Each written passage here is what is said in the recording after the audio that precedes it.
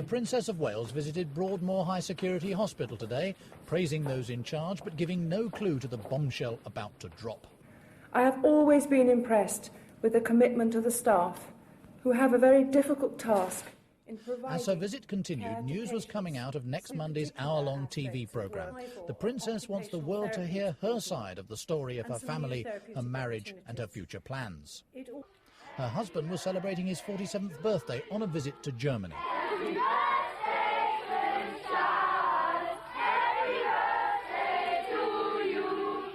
Not such a happy day, perhaps. He'd been kept in the dark about the princess's intentions, as had the Queen. Prince Charles cut a birthday cake for the benefit of the media, but wouldn't answer their questions. One question, Your Highness. What do you think of Lady Di's decision to give an interview to Panorama? Buckingham Palace staff, caught totally unawares, were clearly stunned. We were not consulted, a spokesman said. It was obviously the Princess of Wales's own initiative. The timetable of events reveals that the Princess had been discussing the interview with Panorama for several months. It was recorded earlier this month at Kensington Palace. She didn't tell anyone else in the royal family until this morning, just before it was announced publicly by the BBC at midday. Nearly 2 years ago, after the Waleses separated, the Princess told a London charity audience she wanted privacy.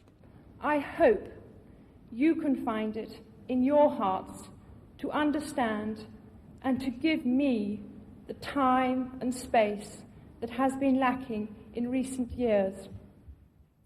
The Prince of Wales, however, decided to bare his soul to Jonathan Dimbleby in an ITV documentary. It included his admission of adultery.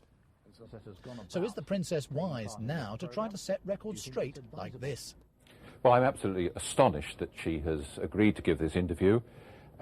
Is it advisable? Well, I can only say, from my own point of view, speaking personally, that if I was the press secretary this time and I had been asked for my advice, I would have given to the Princess the same advice, in fact, that I would have given to the Prince of Wales prior to his interview with Jonathan Dimbleby, and I would have said, don't do it.